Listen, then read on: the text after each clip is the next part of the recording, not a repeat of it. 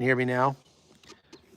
How's it going, everybody? Sorry about that. Somebody called and bumped me off my phone, and for some reason it just would not unmute. So uh, that's why it did that. And I was trying to make it. I mean, it wasn't muted on my end, but apparently it was muted somewhere in the system, and you weren't able to see it. So now I have to go and let's see. I got to make this private so that nobody can see the. Okay, so now we're up on the second one. Okay. Just making sure. So now All right, so you can hear me. All right, good. Okay, sorry about that. So what was I saying? We were talking about Jordan and good sound. Okay, good. We were talking about Jordan. We were talking about this camp that I'm in and about Petra. So just to recap for those of you that weren't watching the first one that blew up, the Bedouin live in, obviously, out in the desert. The Bedouin are a nomadic kind of tribe of people, I guess. Bedouin is more of an ethnicity than like a religion. The Bedouin have inhabited this region for centuries, if not millennia. And they are known throughout the world for their code of hospitality. And that is, if a Bedouin takes you into his camp, then he must defend you with his life. And so they're just extremely friendly. They're extremely hospitable. If you stop to talk to somebody, probably a 99% chance he's going to invite you to coffee or tea, try to give you some sweets to eat. A lot like the Armenians in that way. But it I think goes back to biblical times when I mentioned this the other day when Lot, the angels came into Lot's house, and the men of Sodom and Gomorrah, which is just right down the road here, the men of Sodom and Gomorrah came and wanted to assault these men. Thank you, Mars, Mira, appreciate it. Wanted to assault the angels. That Lot couldn't allow that, even to the point of handing over his own daughter instead of letting them harm these men. So that's kind of the legacy that these Bedouin come from. They're super polite, super friendly.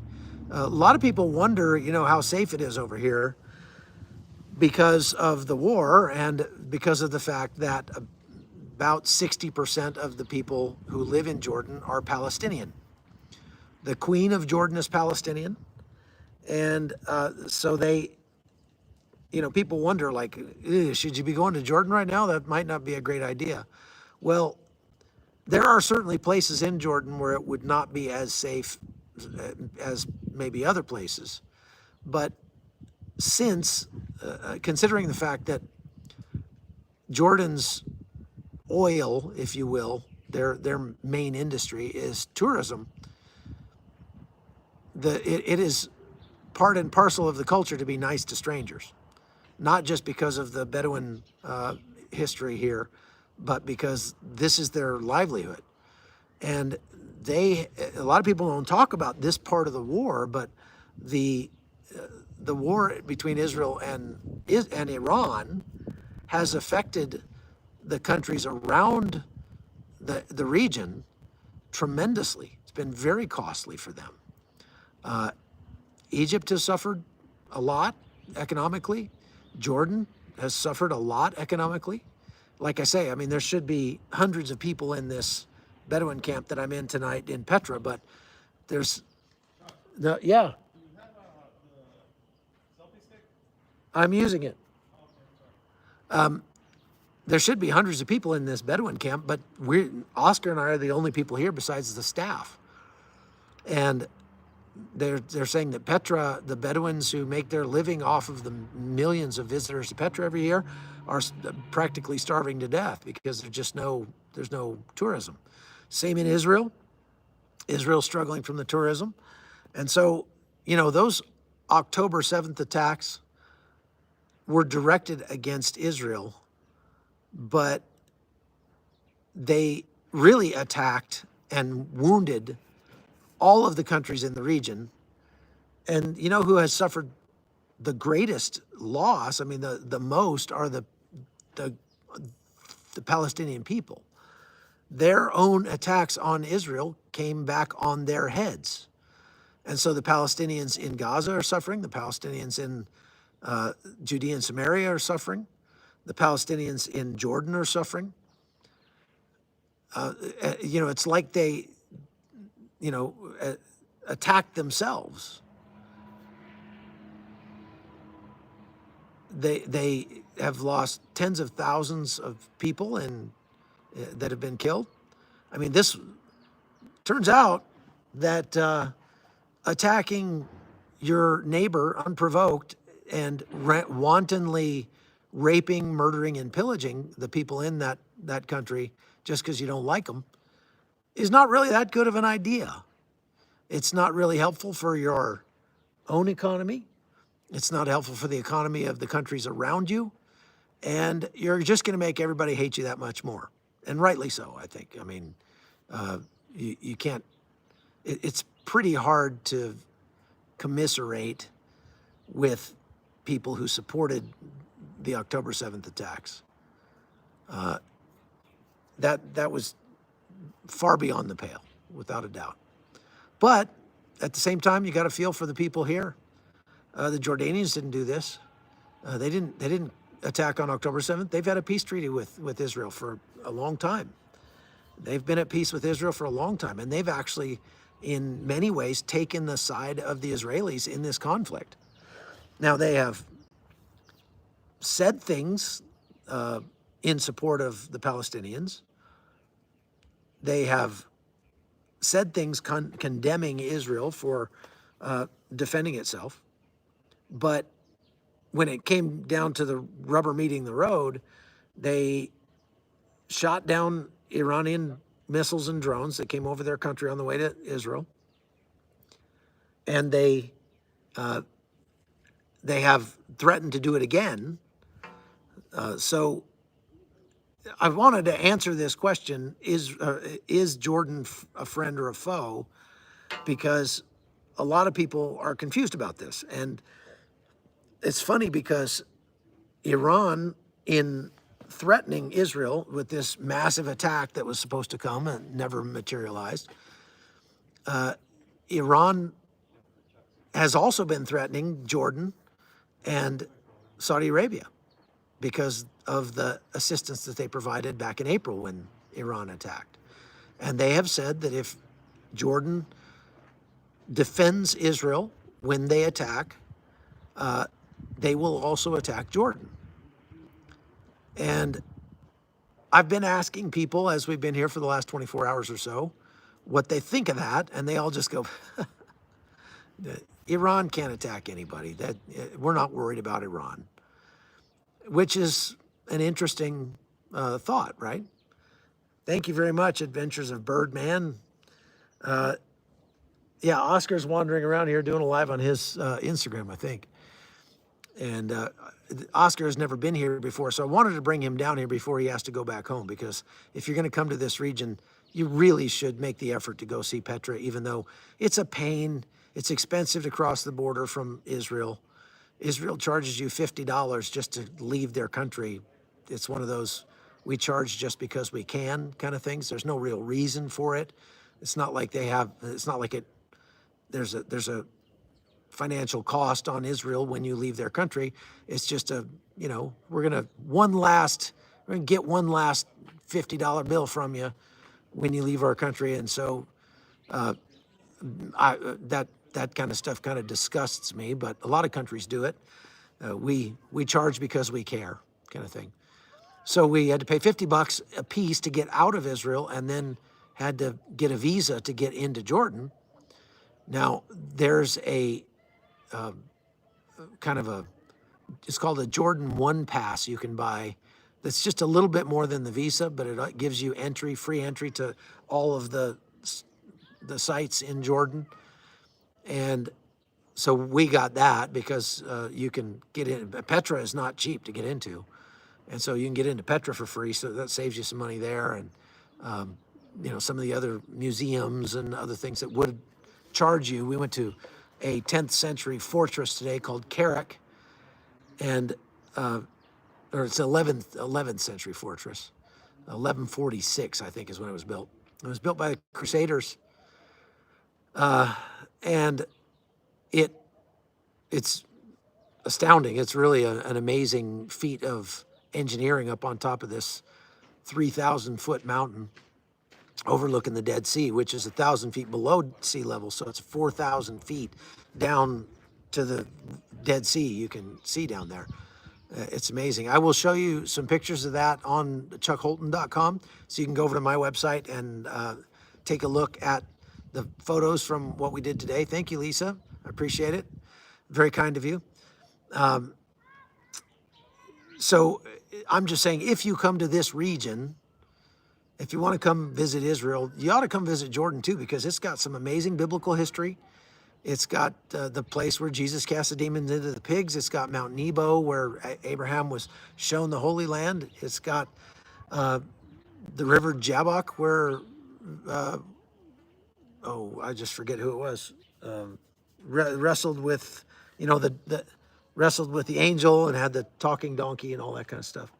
It's got, of course, Petra, which is a Nabatean city built by the descendants of Esau, and lots of other cool, the actual baptismal site of Jesus, not the one on the Israeli side is not the actual site, because the Jordan River has moved since Jesus walked the earth. So if you go back to the dry creek bed that used to be where the river was, they actually were able to find the site where Jesus was baptized, because it went through a built-up area at that time. And so they had like retaining walls built to contain the river, and there were only certain places where you could go down to the water. And so they figured out the most likely place where Jesus would have gone down to the water to be baptized. Oh yeah, Balaam, thank you. They've got the Decapolis cities. They've got the place, like I said, where Jesus cast the demons into the pigs.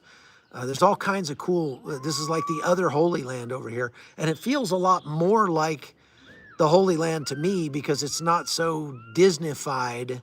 It's not so touristy like Israel is. Israel, gets so many tourists every year that everything is like a please stay on the lighted path, the kind of thing.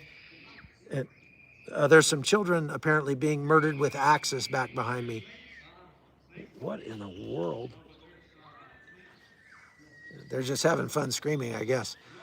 Never fails. We don't get Beeper Guy tonight. We might get Camel Guy, but we won't get Beeper Guy. And hey, Oscar, are you live? Are you live? Oh, okay.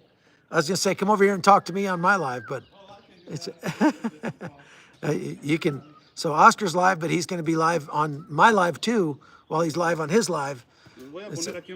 He's doing live in Spanish. Voy a hacer aquí una intermisión con mi amigo Chuck. Okay, so Oscar, well, you took off he was wearing the Bedouin headdress. Yes. Or Hashemite headdress.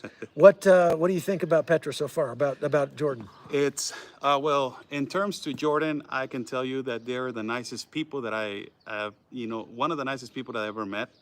Panamanian people are really beautiful. But Jordan people, and also the people that we met, the Maronites, close to Anjish. Super nice, yeah. Nice people. They're really welcoming, respectful, humble, and really nice people. That's now, first. We were talking about the fact that, 60% of the people who live here are Palestinians, and the Palestinians that live in Israel could easily come here and move here. And, a lot of people say, no, there's no room for them here. There's a lot of land. So we're driving along today, and when you drive the desert highway from Amman down to Petra, it's a 4-hour drive across a giant dirt parking lot. Yep. I mean, that's basically what it is. It's just a huge dirt parking lot as far as you can see in every direction, nothing but dirt. It's like where God stores extra space until he needs it somewhere else. And I mean, you could put a whole country Yep. in what we saw today. Yeah. Water might be a little bit of an issue, but they've got, you know, ways to overcome that. Yeah. And There's a lot of property and land for you to, the Jordan flag has exactly the same as the Palestinian flag. The only thing that they have is they have a little star on right. the left hand side. Yeah, if you take the star off the Jordanian flag, it says becomes a Palestine. Palestinian flag. But Palestine. see, the Palestinians kind of copied the Jordanian flag. It's actually very close to the Saudi flag. There's like 3 or 4 other countries that use the exact same template of the red, black, white with the little triangle. And then they just add their own little flourish to it. Yep. So it's a little weird driving around here, and you know, without that star, you'd be Really looking at sketchy in some Palestinian places over there. It was really sketchy. in Iraq. Yeah, yeah. But Cool. Well, thank you. yeah, Appreciate it. Hey, quick shout out to the man, history man, walking Star Trek, travels in a portal. He's amazed at how much traveling I do, but so we came across the border yesterday. It takes about an hour. Took us about an hour to get across the border, and we were well prepared.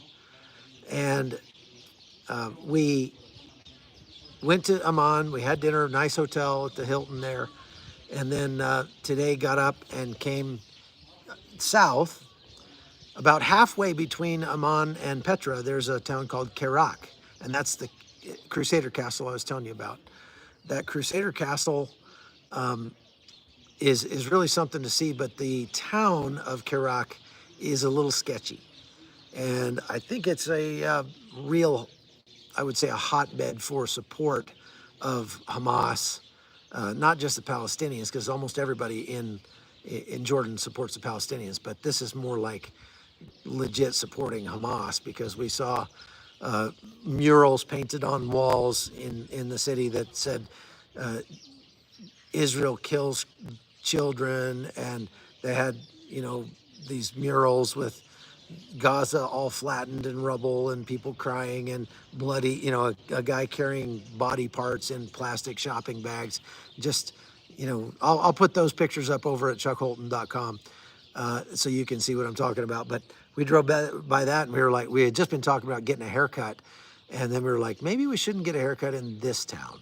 That might not be the best place to get your haircut. So we continued driving south across the desert. We only stopped to get the car washed, and then we made it here just right before sunset. So right now it is 6:30 in the evening. And okay, somebody has a question here. Is the resort pretty full or slower than normal? No, it is so empty. We are the only guests in this entire resort. So it's very empty, and it shouldn't be this time of year. This time of year it should be pretty full. Let's see here. Is gradual escalation a strategy of either side? I don't think gradual escalation is a strategy that either side is looking for. I think that, of course, the Palestinians see their only weapon right now as just keeping this thing going. The Hamas is getting a lot of brownie points with the world body for holding out against Israel, and it's the only way that they're even going to survive this is by getting the world body to put enough pressure on Israel to make the war stop. Now, there are a new round of peace talks that are starting in Cairo tomorrow, or I think tomorrow, and literally the United States statement on the peace talks was that we're sending our representative to put pressure on Israel, and we're asking the Qataris and the Egyptians to put pressure on Hamas to come to an agreement. But to think about that, the United States sending an envoy to these peace talks to make sure that Israel agrees to some kind of compromise, which would essentially mean them losing the war. Just lets you know what kind of a friend America is to Israel right now. I mean, with friends like that, who needs enemies? Okay, so there have been so many peace talks. What is the new ingredient each time? Well, the new ingredient is just trying to push Israel closer and closer to losing the war. Israel's only real major, I mean, they have two major mission objectives in this war. And number one is to destroy Hamas. Number two is to get back their hostages, in that order. And the protests that you see in Israel against the government are trying to get them to flip the order and to say, get back the hostages first, do whatever you have to do to get back the hostages, even at the expense of objective number two, which is destroying Hamas. And, you know, I saw signs at some of those protests in Tel Aviv that say, like, revenge is not a strategy. Well, this is not about revenge for the government so much. It might be about revenge for some of the soldiers, but it's not about revenge for the government. The government's job is to safeguard its people. And the only way that it can safeguard its people is to make sure that Hamas does not have the ability to do this ever again. Now, that may not completely safeguard the Israeli people. Of course, there's still Hezbollah, there's still Iran, there's still all of that. But this is the main, like, we will not give up this objective, and that is to destroy Hamas. And that is the one thing that everybody, the United States, Qatar, Egypt, Hamas, and even some people inside Israel are trying to get the Israeli government to give up on. Do you think Hamas will actually agree to a ceasefire? No, I don't think they will. And I think if they do, it won't matter, because they will break the ceasefire as first chance they get. Just wait. Is Jordan considered bat country? I'm sorry, I couldn't tell it. Is it considered a bad country? No, this is what the topic of this live is about. No, you didn't miss Oscar riding a camel yet. Oscar will ride a camel tomorrow, probably. Hey, puppy. It's a cute little dog. It's a little greyhound. What a beautiful dog. She's hungry. She's hungry. She needs food. Yeah, but she needs food. She's hungry. Look how fast she is. You have to be nice to her.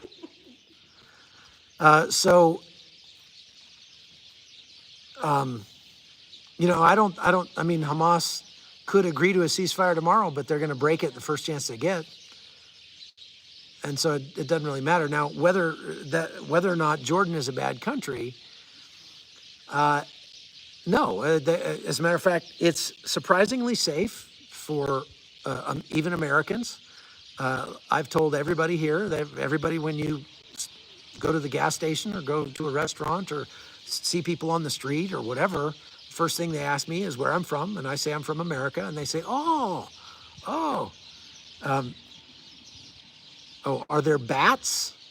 No, I'm sure there are bats. There's a bunch of swallows or something, sparrows up in the tree behind me. You can hear them up there. Thought I was summoning Oscar with that. No, that was a little greyhound dog. One of the staff here is a lady from Ghana, and she was throwing rocks at the dog, trying to get it to leave.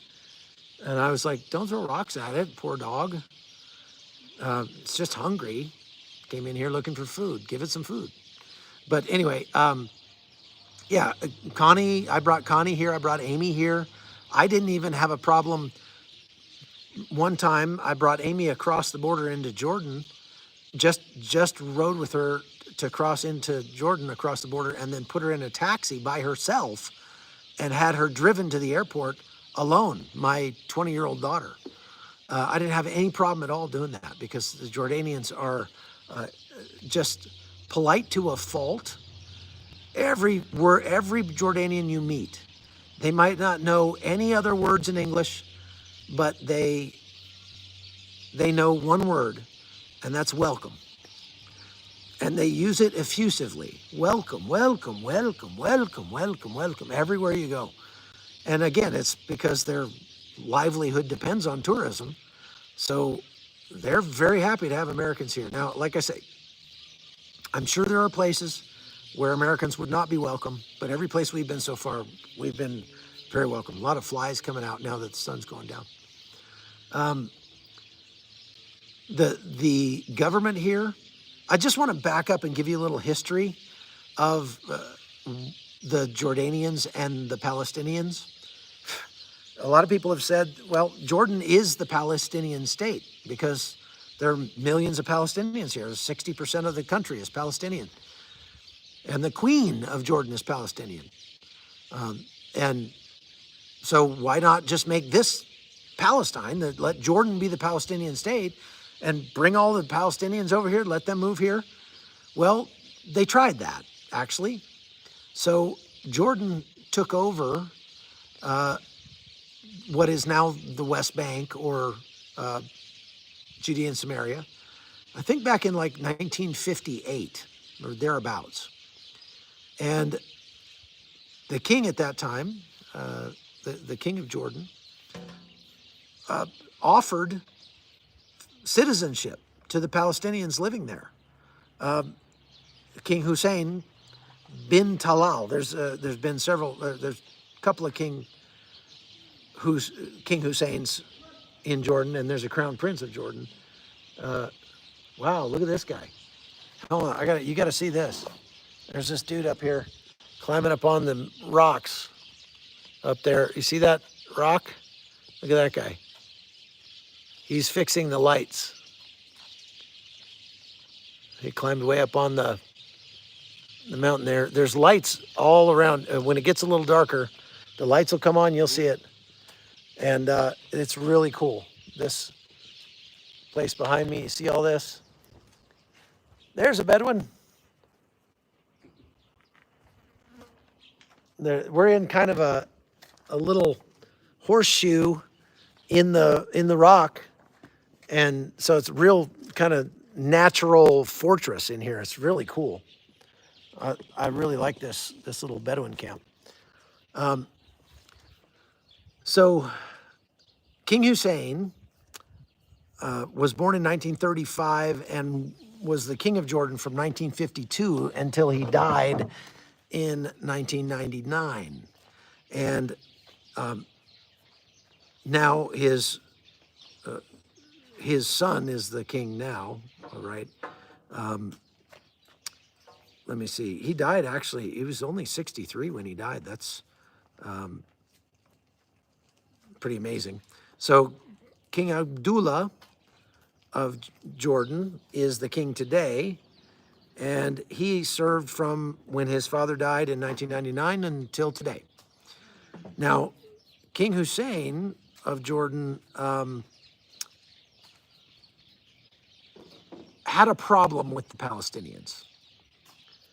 And the problem was that when the Six-Day War happened and Israel took over Judea and Samaria and Hebron there and Jerusalem, and there were some terror groups who started up. They called themselves the Bedouin, and they were like part of the PLO and the Palestinian Liberation Organization.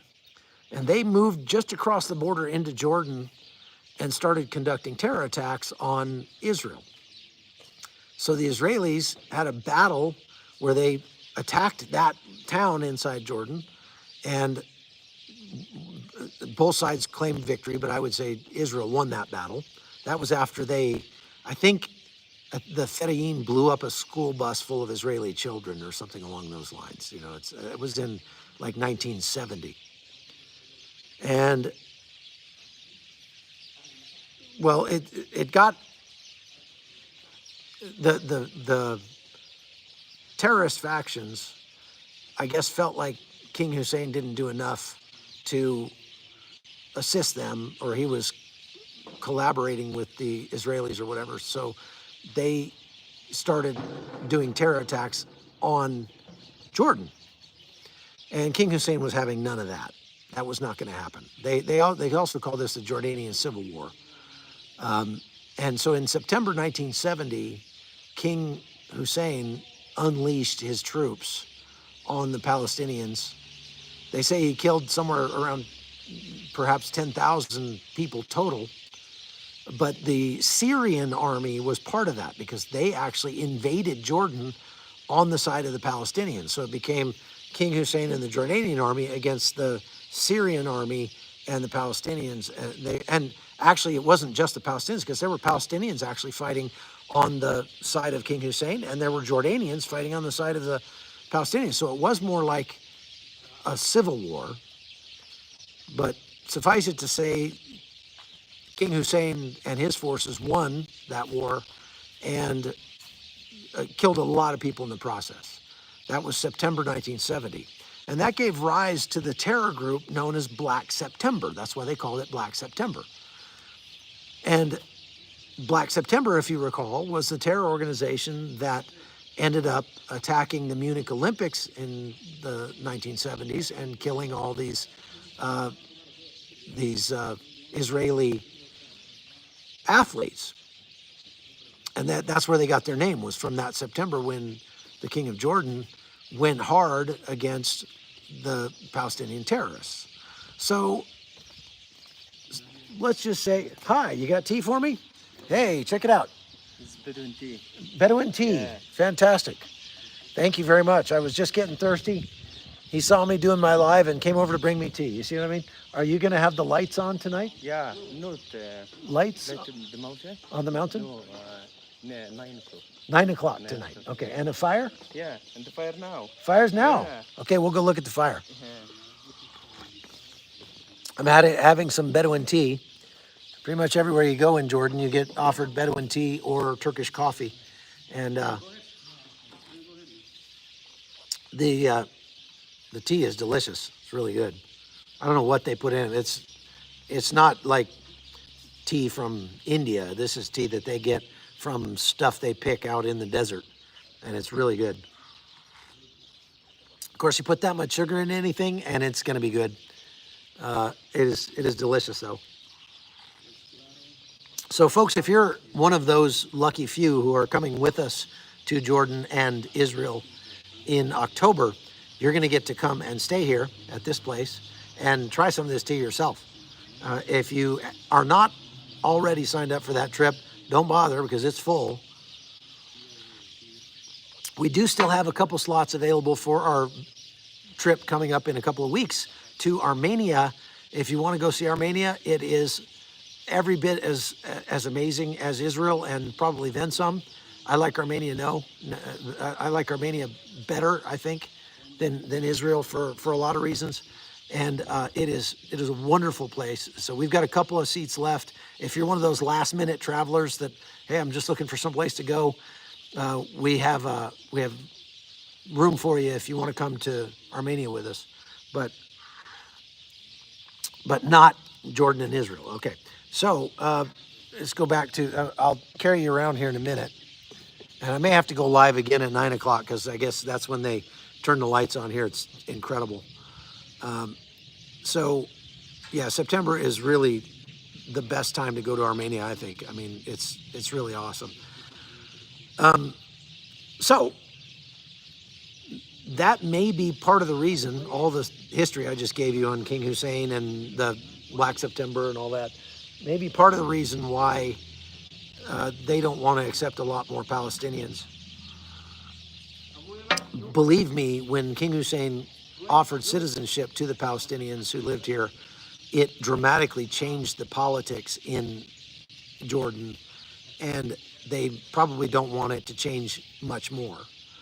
But there are millions of Palestinians living in Jordan. Some of them have Palestinian citizenship. Some of them don't. Some of them are here illegally. And so the reason why, even though all those Palestinians live here, and the government of Jordan has made the obligatory condemnations of Israel in this war to sort of placate those people, in reality, Jordan is a good friend of the West, not just because they have defended Israel from these attacks by Iran, but because they also work with the United States military. And I think that Jordan gets a lot of money from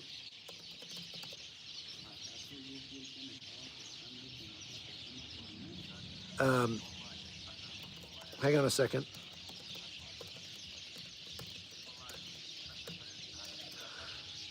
They get a lot of money from the United States, and they do joint training with U.S. military. The United States has a program where they send policemen to Jordan to train Jordanian policemen. And so there's a lot of kind of interface between our two countries. Jordan gets significant financial assistance from the United States, mostly to support stability in the region. And that means essentially we're buying off Jordan to, be nice to Israel. And that averages about $1.5 billion a year that's going to Jordan. So we're maintaining stability in the region by supplementing Jordan's income. And again, we train their military. We've got, take a guess, how many U.S. troops are in Jordan right now? I would be interested to know if any of you have a clue how many U.S. troops are here right now. So let's see. I saw a question go by. I wanted to see if I could probably cardamom in their tea. Yeah, there might be, but it's also the tea itself is just like sage and mint and stuff that's in there. Let's see here. Yeah, this location is beautiful for sure. Since we got 1,000 people online, I'm going to carry you around and show you around this place again. I did that on the first iteration of this live that locked up on me. So if you've just been watching this live, you missed all the fun. So while you're telling me how many U.S. troops you think are in the region, let me turn the camera around and show you what this looks like now that the sun is going down. This is called the Little Petra Bedouin Camp. And it has they're kind of like yurts, and they're supposed to look like Bedouin tents. They're covered with the same, goat hair fabric as the Bedouin tents are. Bedouin tents are made out of this fabric. It's like jute almost, but it's made of goat hair. But these are like luxury ones. They have air conditioning and an indoor plumbing and everything like that. Obviously, the Bedouins don't have that stuff. But going outside the gate here, the sun is setting over the desert. It's cooling off very quickly. I mentioned that Petra isn't just the tourist part that everybody goes to see. The Nabateans lived in this whole region, and they were really big into carving up this sandstone. So you can see this ancient flight of stairs here that was probably carved, literally thousands of years ago. And there are lots of these still here. So I'm going to climb up on this rock so you can see the desert here. Look around. Petra proper is over that way. Oh, there's a big dog over there. Petra proper is over that way. We'll go there tomorrow, early morning. And over this way, isn't that a nice sunset? Isn't this beautiful? Oh, there's a camel over there, but I can't see him. I'm afraid I'm going to lose the connection if I go too far. I'll go a little farther, see if you can see the camel. There's a camel. Little baby camel over there. Hey there, camel. See him? He's all by himself in that little pen. But so we're in this like horseshoe-shaped cleft in the mountain here. And I'm sure this was used as Bedouin encampment for many hundreds, if not thousands of years, because it's, it's only got one opening right here. This is the only opening. And they just built this stone sort of fence across here, or gate, and it makes a very secure compound on the inside. So if I walk back in here,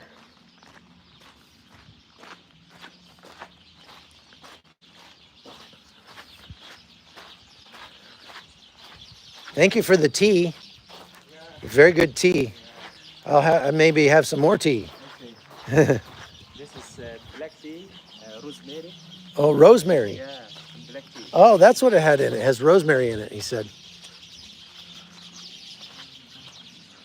So they're getting the fire going over here.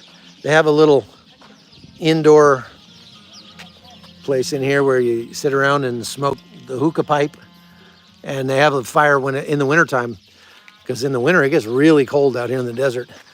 So Connie and I and Amy went in there the first time we came here, back last November. Here, there's Michelle. Oh, they didn't start the fire yet. What's that? Yeah, okay. When do they turn the lights on? You're live on YouTube, by the way. We'll probably turn the lights on maybe around 8:30. 8:30? Yeah. Okay, great. I can't wait to see it. Yeah. That'll be fun. Yeah. And how long is this? I mean, we can turn them on anytime, but it's Yeah, it's not really, it's not dark yet. How long has this camp been here? So they've had this camp since 2019. 2019. But I mean, obviously this has been used for, Over the last few years. yeah, and this spot is so perfect. I'm sure it was for millennia it was used by the Bedouins. Yet there's an old cave in there somewhere, right? Yeah. And do you have any idea how old it is? Is it Nabatean? Like It's definitely probably thousands of years old. thousands of years old. Yeah, I'm sure. And it's the one in the, In the restaurant. will the Wi-Fi reach in there? I'm not sure. Oh, we'll try. I don't think so. No? I don't think so. No. Oh, okay. Well, then I'll just have to get a picture of it and put it up later. How many little yurt things do you have? 10 things? We have 39. 39? Wow. And these are new up here. No, those have been there. Have they? 30 times so far. Oh, I don't remember seeing those last time we were here. That's awesome. We love this place. We're trying to Thank you. give you some publicity here. So these things, oh, Give a little tour of the room if you want. yeah, I'm going to give them a tour of my, And these are the luxury ones too. oh, are these open? You can just unlock it, yeah. Like a what?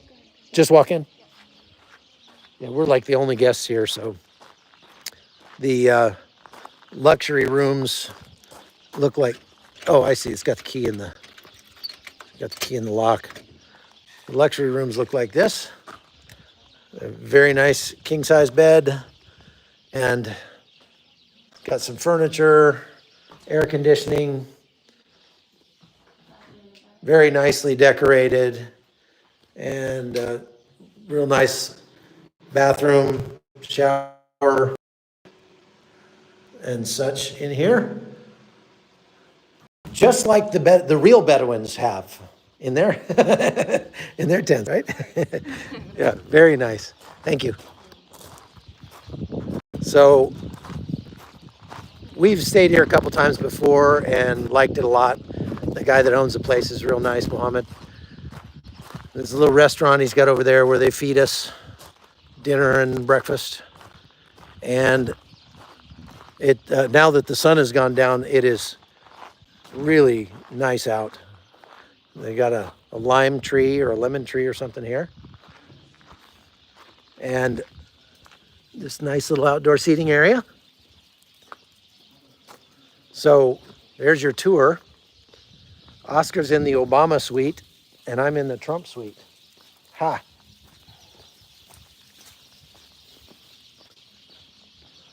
So let's go back to talking about the troops. I didn't get a chance to look. Let me look and see what your answers were to the question of how many troops we have there.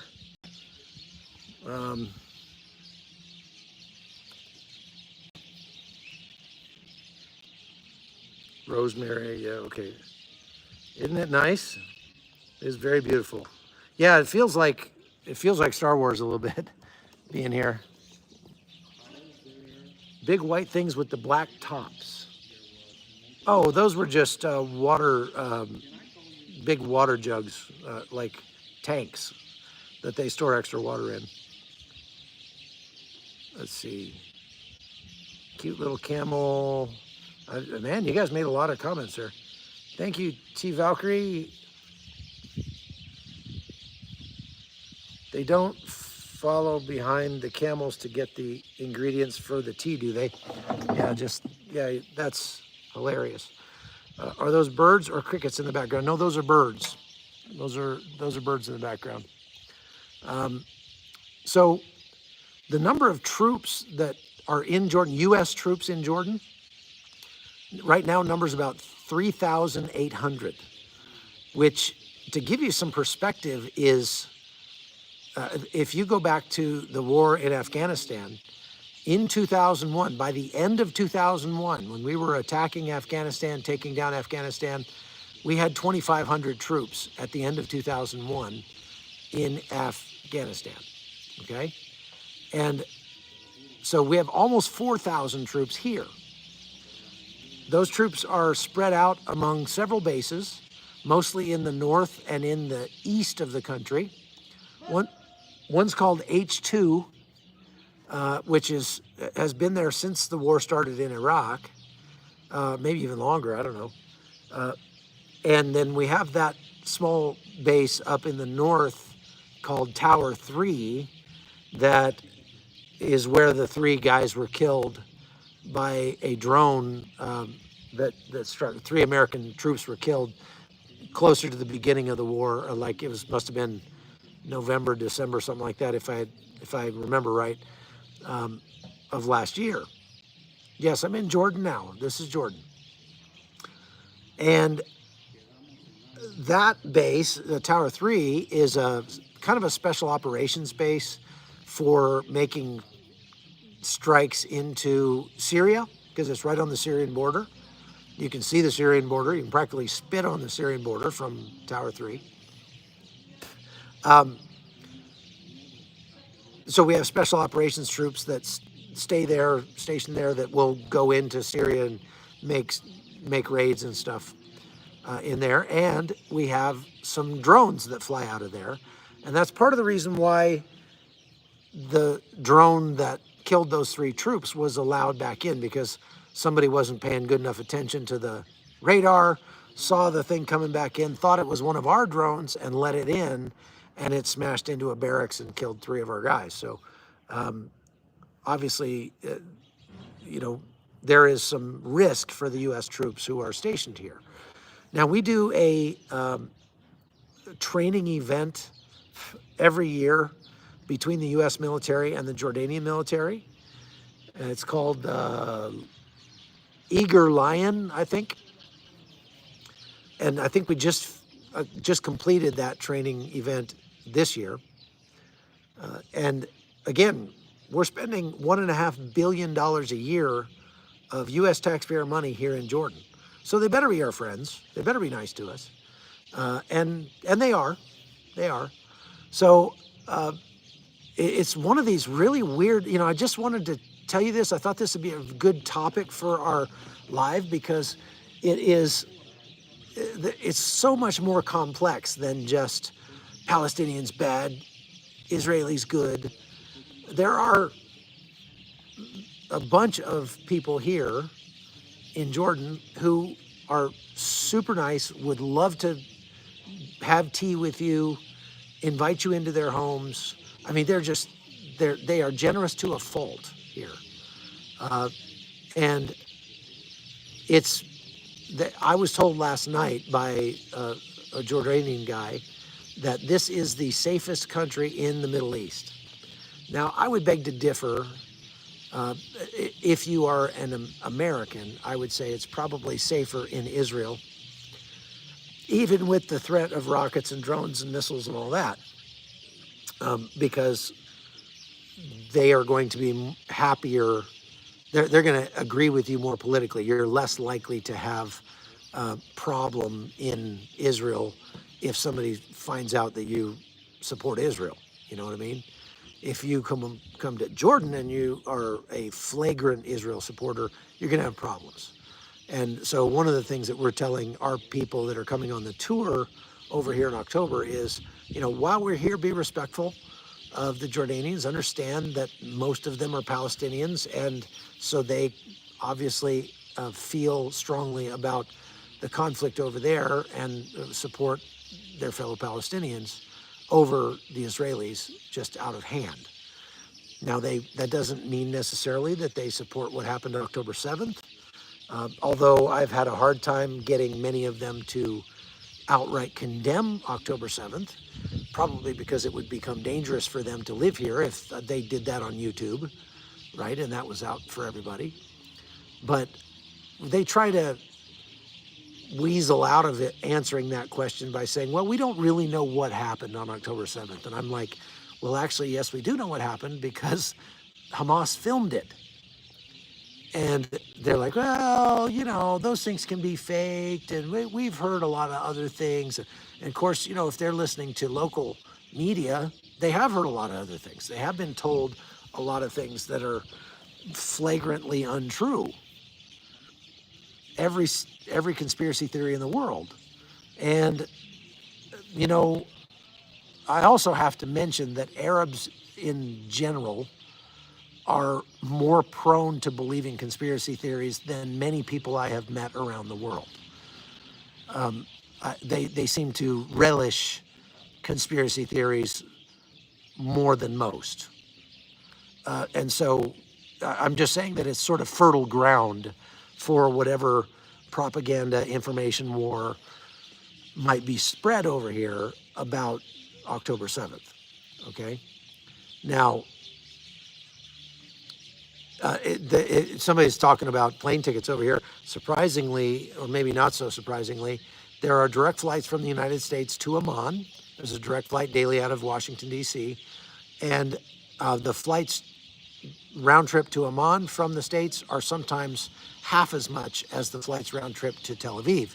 It's one of the reasons why we are starting our tour in Amman rather than in Tel Aviv. Although I'm highly recommending that people on our tour take an extra week while they're over here and spend an extra week in Israel, because there's no way we're going to be able to see everything. And I don't want people to be disappointed for not having seen everything that they wanted to see in Israel. It's just not possible with the amount of time we have. What do you think about Hamas digging up something? As I look at it down here. Hold on. What do you think about Hamas digging up Commonwealth war graves and threatening to use them as hostages? World War I and II. I hadn't heard about that. That's amazing. Is it safe for Americans to transfer work to Jordan? I would say yes. Like I said, it's a very safe country. And I'm being told by the Jordanians that this is the safest country in all of the Middle East, which, is debatable, but still, it is a safe country for tourists without a doubt. I don't have any problem bringing tourists here. Would it be safe for Canadian women to do on her own? Yes, but I would suggest you bring a friend. It's they're used to tourists, and so they're used to the fact that, foreign women don't cover up like some Jordanian women do. These days, a lot of Jordanian women are not covering up, wearing burqas and all that. There are still a lot who do. You see the whole gamut here. You see the women that are full on, ninja mode with only their eyeballs showing. As a matter of fact, we were laughing today because it's election season here in Jordan. And as we were driving along, there's all the posters of all the people that are running for office. And some of them are women. And some of the women who are running for office are wearing their full-on ninja burqa with only their eyes showing. And so there's a photo of them of just, you can't, all you see is the eyes. And Oscar was laughing and going, oh, she looks like an honest person. I can tell from her eyes. She has honest eyes. But there are some that are running for office that are just wearing a head covering. And we've seen a lot of women here, including actual Jordanian women, who are not wearing any kind of head covering. They're wearing completely Western dress. So you can get away with it. My wife, my daughter, when they were here, did not wear head coverings. I've even seen girls wearing shorts and yoga pants and sports bras and things like that. So it is pretty progressive here from that point of view. You can also drink in Jordan where you can't in many Arab countries. So you can get alcohol in the restaurants and things like that if you're into that sort of thing. And so is it safe? Yes. Are they friend or foe? I would say friend.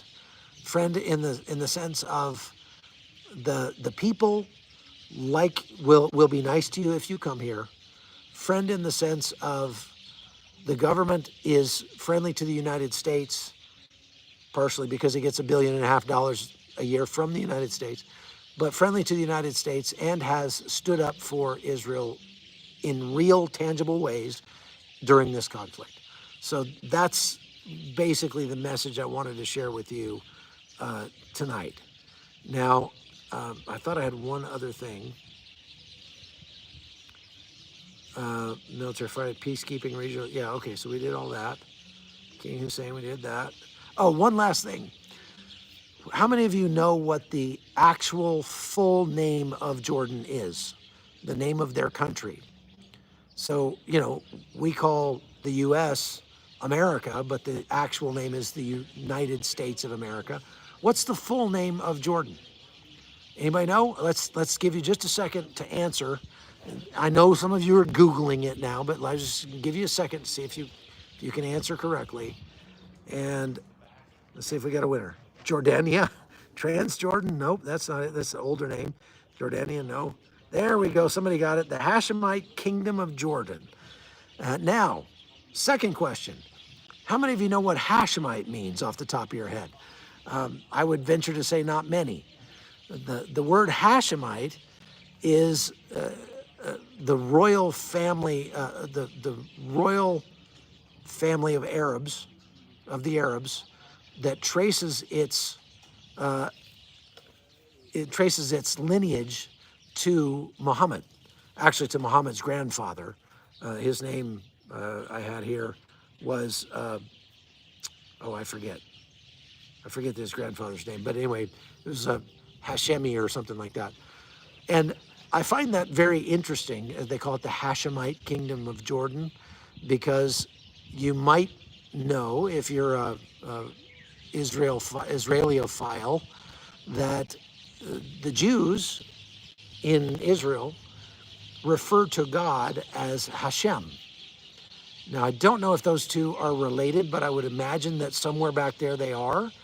I haven't had a chance to study that far back, but it's just an interesting tidbit and kind of a fun fact that the Jews in Israel worship Hashem. That's their name for God, or at least the name that they can pronounce. And this is the Hashemite Kingdom of Jordan, which refers to the grandfather of Muhammad. So fascinating stuff. Last but not least, there's a threat here. The threat to turn Jordan from a friend to a foe. And that's because Iran is trying very hard to create another proxy inside Jordan by funneling weapons and stuff into Jordan and trying to raise up another proxy. Are you live? Yeah, say hello to the audience. Hola, ¿cómo estamos? No, it's in English. Oh, this is the English audience. Okay. Hello, everybody. I'm Chuck Holton. Shall we do it in Russian? You want me to do the Chuck Holton? Привет. Привет. Я меня зовут Chuck Holton. Здравствуйте, товарищи. How many languages can we do this in? Anyway, Iran is pushing very hard to destabilize this region, and that's one of the reasons why it's it's important if you're a voter in the United States, it's important for our leadership to remember that the U.S. has a role to play in the affairs of the rest of the world. Not necessarily to meddle in the governments of the rest of the world or anything like that, but it does have a role to play.